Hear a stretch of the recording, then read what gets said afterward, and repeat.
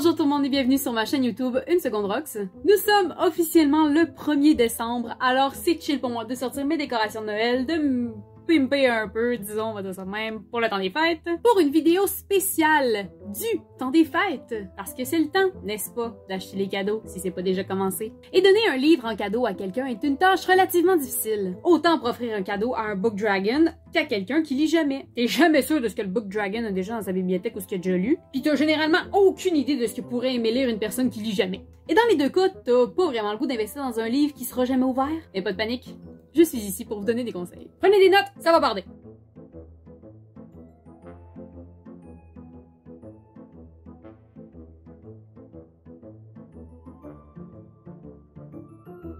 Il y a une seule bonne façon d'offrir un livre à un Book Dragon, et ça c'est valide pour n'importe quelle occasion d'offrage de cadeaux, là. Faut que tu lui demandes une liste de livres précise, avec la bonne maison d'édition, puis legit le code barre du livre s'il faut. Description détaillée du format, parce que tu peux pas te ramasser avec un format standard si tout ce que t'as c'est déjà des formats de poche. Et c'est important de pas faire d'erreur, faut pas que tu te trompes de couleur, faut pas que tu te trompes de n'importe quoi, puis surtout des fois faut même que tu demandes dans quelle librairie aller l'acheter, toujours une librairie indépendante. Puis le but d'avoir une longue liste précise de plusieurs idées de livres que la personne aimerait recevoir en cadeau, c'est surtout pour que votre Book Dragon soit pas sûr et certain du cadeau qu'il va recevoir. Genre, elle saura pas d'avance parce que c'est la seule chose qu'elle a demandé qu'elle va recevoir la pléiade de son auteur préféré, là. C'est important aussi de consulter toute autre personne qui va vouloir piger dans cette liste de cadeaux-là, tu sais, pour pas qu'il y ait deux fois le même cadeau qui soit offert à la même personne. On souhaiterait éviter la confusion, n'est-ce pas? Si tu décides de sortir de la liste puis d'être freestyle, c'est à tes risques et périls. Mais prends au moins le temps de t'informer à ton Book Dragon sur c'est quoi ses préférences, quel genre de livre il aime lire, ses genres préférés, ses auteurs préférés. Puis aussi sur les livres auxquels il n'y a aucun intérêt à les lire. Ça va t'éviter bien des malaises de « Ah, je l'ai déjà » ou « Ah, mais quel auteur insignifiant ». Acheter des accessoires de lecture, comme des lampes, des doudous, d'autres trucs cosy pour pimper un coin lecture. C'est aussi une excellente idée de trucs à offrir à votre Book Dragon. La table peut vous permettre d'être un petit peu plus créatif. Hein. Des signets spéciales ou personnalisés, des t-shirts funky en lien avec les livres, des tasses originales puis craftées, un beanbag ou une chaise confortable. Il existe même des genres d'étampes que tu peux faire comme personnalisées avec le nom de la personne qui marque genre pris dans la bibliothèque de, puis tu peux comme étamper chacun de tes livres de ta bibliothèque avec ce genre d'étampe-là, comme si t'étais genre bibliothécaire pis tes bibliothèques de chez vous c'était comme une bibliothèque publique, c'est du génie. C'est vraiment malade. Ayez pas peur d'être créatif sur ces affaires-là. Les Book Dragons ont toujours besoin d'accessoires. Et c'est un cadeau souvent sous-estimé par les acheteurs. Je vais en profiter pour souligner ici à ceux qui font partie de mon cercle proche et qui cherchent peut-être des cadeaux à m'offrir à Noël. J'ai besoin d'accessoires. Hey!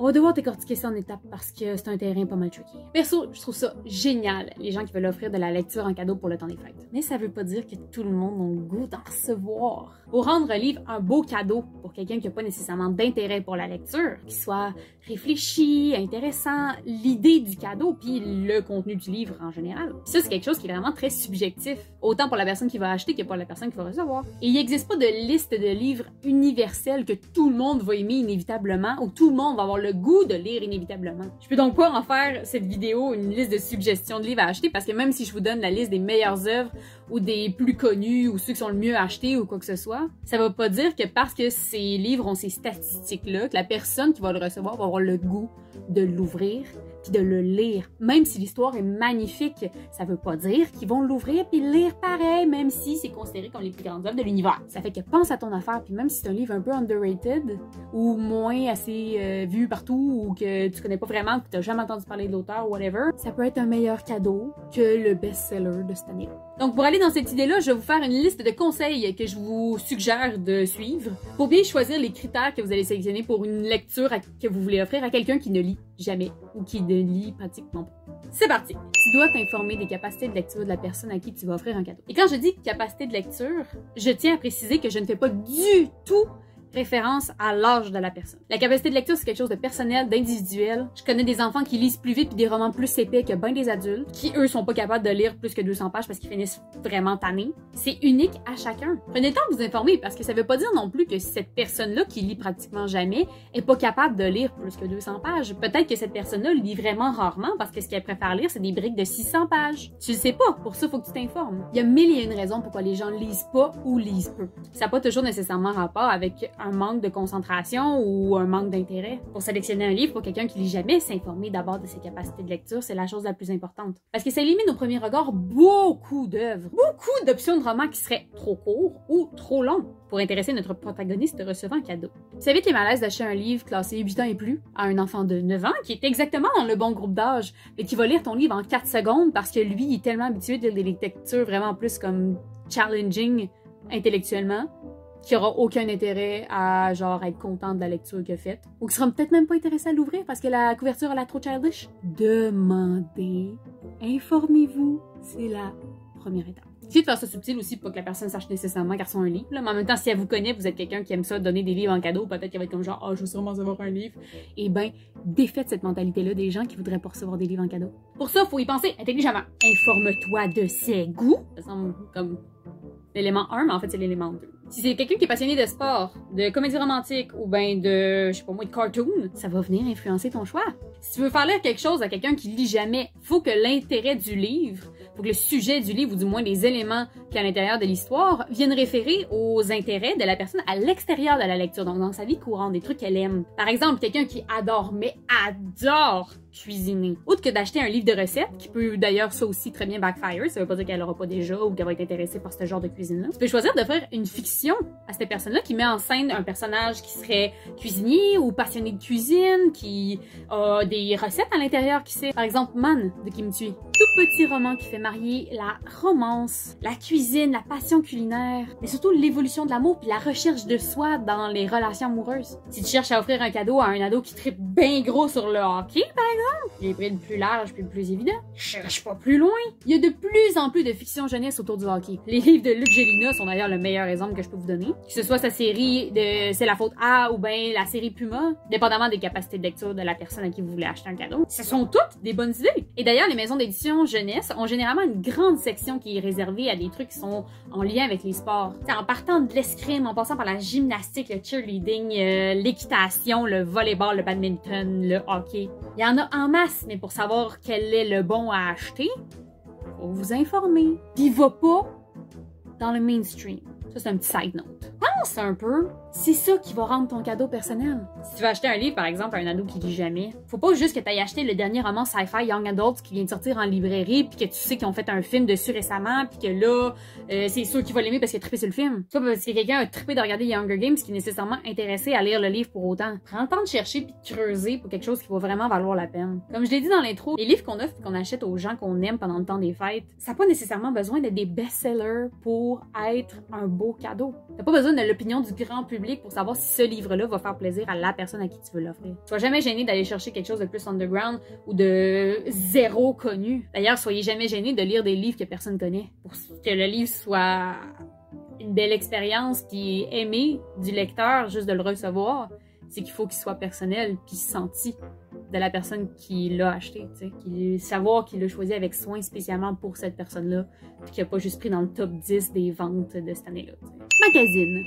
Ça revient aux deux autres étapes précédentes, mais en version plus approfondie. Prends le temps de bien choisir un livre qui correspond aux intérêts, aux capacités de lecture. Et ça, d'ailleurs, automatiquement, ça empêche de tomber dans le mainstream que je vous parlais tantôt. Puis là, je suis pas en train de dire que d'acheter un best-seller pour Noël, c'est une mauvaise idée. Peu importe le taux de succès d'un livre, s'il est adapté aux idées que la personne se conçoit d'un bon livre, s'il est adapté à la personne, c'est pas ça qui va être le deal breaker entre je vais le lire automatiquement le soir même ou il va traîner sur ma table de nuit pendant fucking 6 mois avant que je le donne à une œuvre de charité. Magazine aux bonnes places aussi. Par là, je veux surtout dire, n'achetez pas dans les grandes surfaces ou sur les gros sites internet de livraison de gogos. Achetez local dans les librairies indépendantes. De votre ville ou pas de votre quartier, c'est là qui est le plus proche de vous, c'est là que vous connaissez, que vous voulez découvrir. Le temps des fêtes, c'est le meilleur moment pour investir dans notre économie locale. Et en plus, si vous êtes perdu, c'est super facile d'avoir des conseils de libraires. Des bons conseils d'experts qui sont là pour vous guider à choisir le bon livre à la personne à qui vous voulez l'acheter. C'est pas du génie, ça! pour ceux d'entre vous qui préfèrent quand même acheter en ligne, il existe le site leslibraires.ca, le regroupement de tous les librairies indépendantes du Québec, même des Maritimes puis de l'Ontario francophone, me semble. Vous avez une panoplie de suggestions de lecture dépendamment des thématiques. Vous avez un palmarès des grandes œuvres, des grands auteurs. Puis c'est pas comme si vous payiez le livre plus cher que si vous l'achetiez ailleurs. Puis vous pouvez faire livrer les livres directement chez vous sur le pas de votre porte. Ou si vous préférez, vous pouvez passer dans la librairie la plus proche de chez vous puis aller chercher votre commande. Du génie, je vous dis, du génie. Achète. Après ça, être juste à donner une belle tape sur l'épaule, puis croiser les doigts d'avoir fait un choix éclairé et pertinent. Pour que ta personne qui lit jamais soit intéressée et curieuse, avoir le goût d'aller lire le cadeau que tu lui as offert. Là, je peux plus t'aider. Bonne chance. Je tiens également à vous préciser dans cette petite vidéo-ci. En ce moment, il y a une grosse pénurie de papier et des problèmes de shipment à l'intérieur des librairies.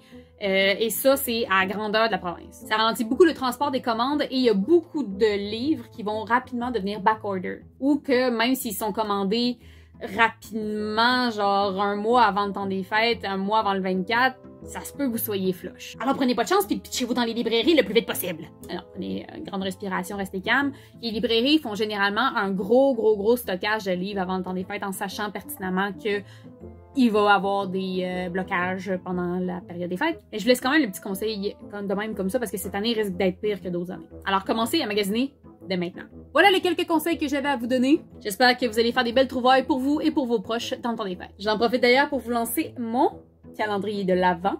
Suivez-moi sur Facebook et Instagram pour une nouvelle suggestion littéraire à chaque jour, un gros countdown jusqu'au 24 décembre. Vous y trouverez toutes sortes de suggestions de littérature québécoise et internationale, avec des livres dans tous les genres et dans tous les types d'éditions, en passant par la jeunesse que le grand public, parce que la littérature, c'est pour tout le monde, peu importe notre âge. Et j'espère que les quelques suggestions que j'aurai à vous donner vont vous inspirer, vous ou pour des cadeaux à vos proches. Yeah, j'ai hâte, à bientôt et bonne lecture à tous. On se dit à lundi prochain. On est mercredi, mais la prochaine vidéo va quand même sortir lundi. Fait que, en tout cas, c'est ça. Yeah! Bye bye!